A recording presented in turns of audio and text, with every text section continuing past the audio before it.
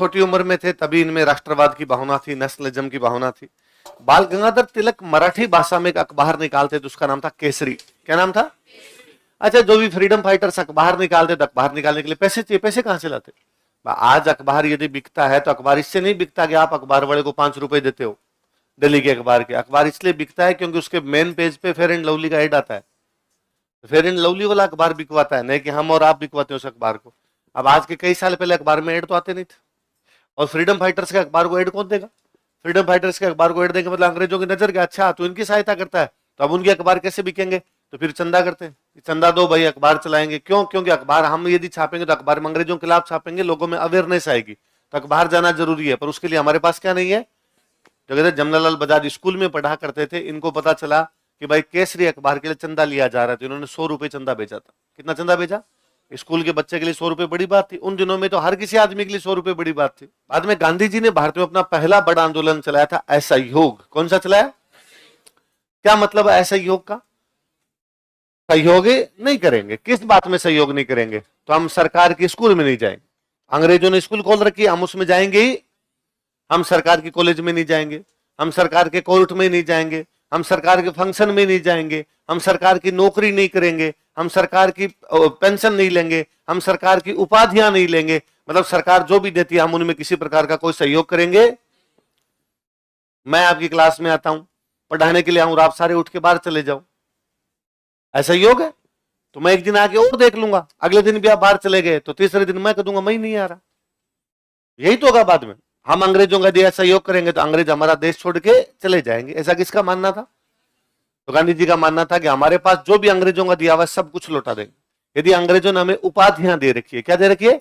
अंग्रेज उपाधि दे दिया करते, जैसे सर प्रताप, तो सर की उपाधि किसकी दी हुई है? अंग्रेजों की। सर छोटू राम चौधरी, तो सर की उपाधि किसकी दी हुई है? तो हमारे पास जो भी अंग्रेजों की उपाधि है वो हम सब लौटा देंगे। जैसे गांधी जी को अंग्रेजों ने उपाधि दे रखी थी कैसरे हिंद। क्या दे रखी थी? गांधी जी ने कहा मैं कैसरे हिंद लौटाता हूं। गांधी जी अफ्रीका रहते थे, वहां अंग्रेजों ने उनको 2 उपाधियां दी थी, जुल्लू पदक और बोअर पदक। कौन कौन से 2 पदक दिए थे? जुल्लू और बोअर।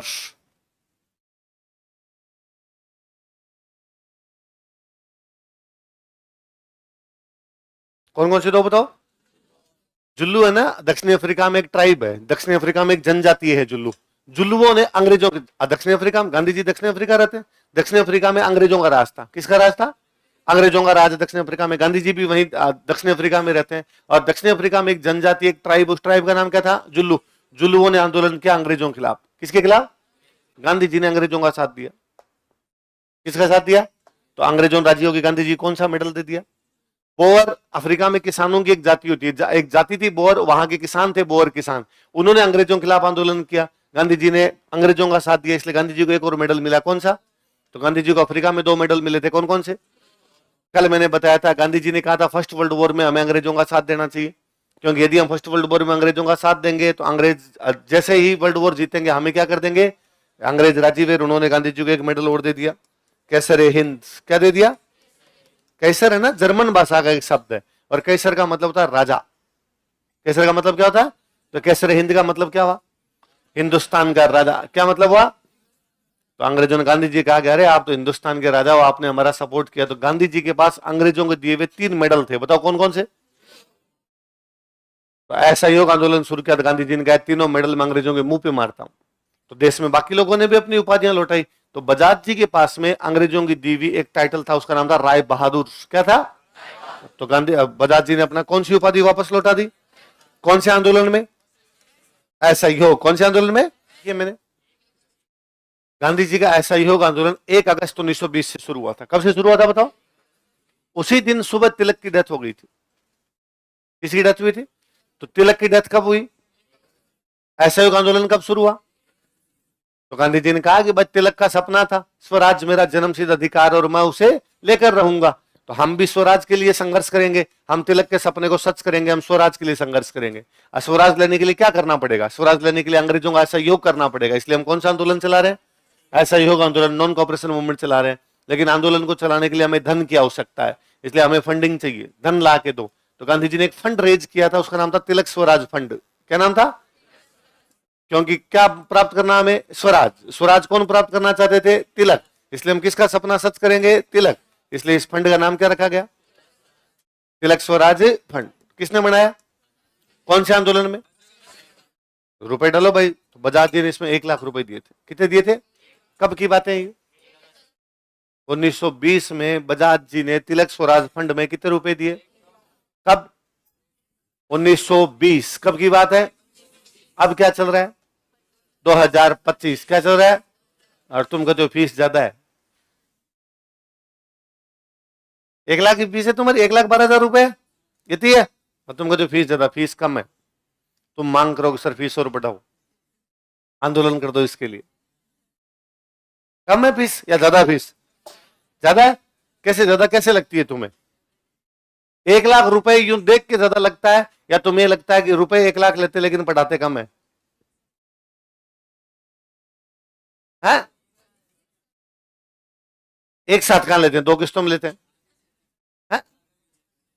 55-56 हजार आओ तो वो तो एक साथ देने ही पड़ेंगे। तो फिर कैसे लेना चाहिए? 5-5 हजार हर महीने है, ताकि एक 5 हजार दे के फिर भाग जाए वो, फिर आएगा ही नहीं वो, है फिर पढ़ेगा नहीं वो।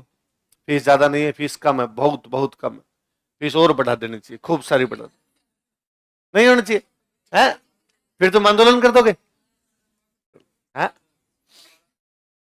तुम्हारा तो हो गया, ये कह रहा हमने तो करा दी जमा, आगे और बढ़ाओ फूटे उनके। कितना स्वार्थी आदमी है। अरे देख, कितने घंटे क्लास होती है तुम्हारी? 6 घंटे होती है।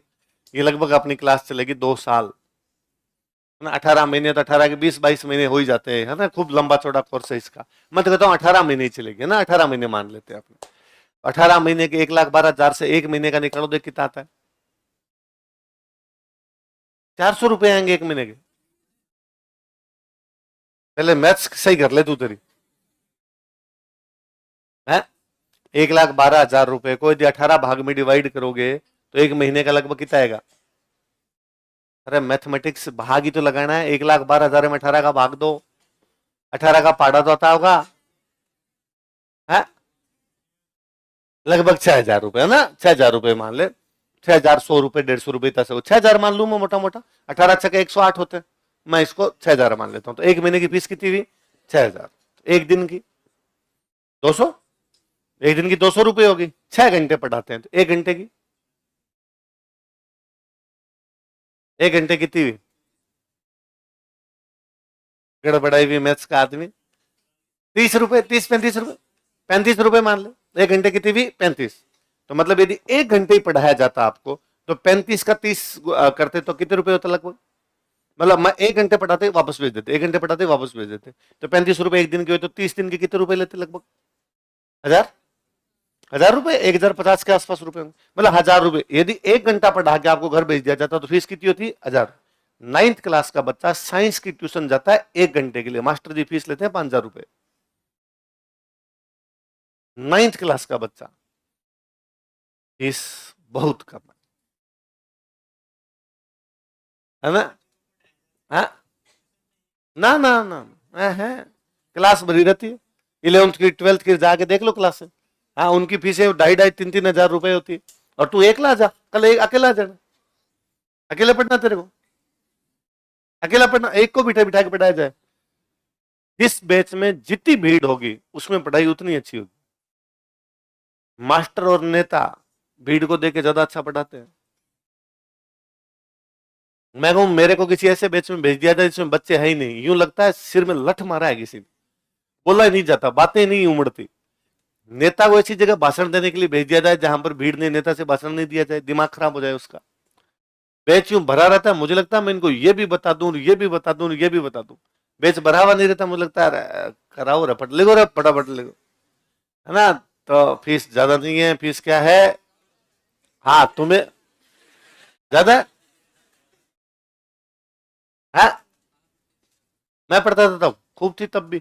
तब कितनी लगती थी? अब मैं आज की वो बात है 2010 की, समझे। मैं 2010 में पढ़ा था।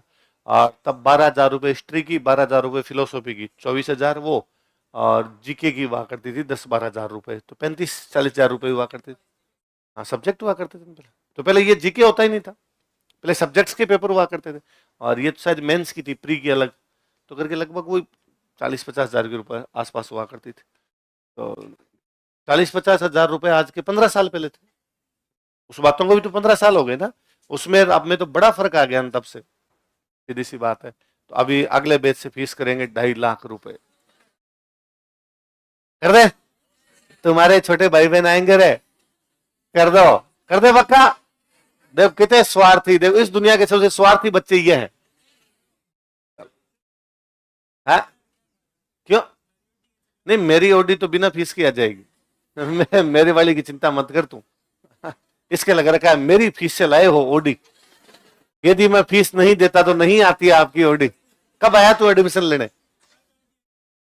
हाँ हाँ, तो मैं बहुत पहले ले आया था। चलो, ये सोचता होगा आज फीस जमा करवाई तभी भरवाया तेल। भाई साहब मैं फीस नहीं देता, घर पे ही खड़ी रहती है आपकी।